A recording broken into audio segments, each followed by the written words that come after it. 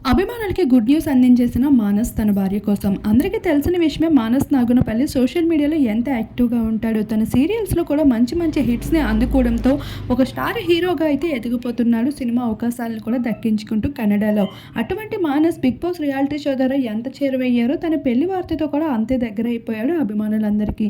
అయితే ఏపీకి చెందేసిన విజయవాడ అమ్మాయిని పెళ్లి చేసేసుకున్నాడు గత ఏడాది. అయితే విజయవాడలో ఎంతో ఘనంగా పెళ్లవ్వడమే కాదు, ఇప్పుడు ఆ పెళ్లి తర్వాత అభిమానులందరి ముందుకి మానస్ తల్లి కూడా ఒక గుడ్ న్యూస్‌ని అందించేసింది. మానస్‌కి ఎక్కడైతే పెళ్లి జరిగిందో అక్కడే బేబీ షవర్ కూడా జరగడం నాకు ఆనందంగా ఉంది అంటూ మానస్ మదర్ చేసిన ఒక పోస్ట్ అయితే సోషల్ మీడియాలో వైరల్ అవ్వకముందే తన ఆ వీడియోని డిలీట్ చేసేసింది కొన్ని మినిట్స్‌లోనే. కానీ మానస్ ఫ్యాన్స్ మాత్రం ఆ వీడియోని తెగ వైరల్ చేసేస్తూ వచ్చేసారు.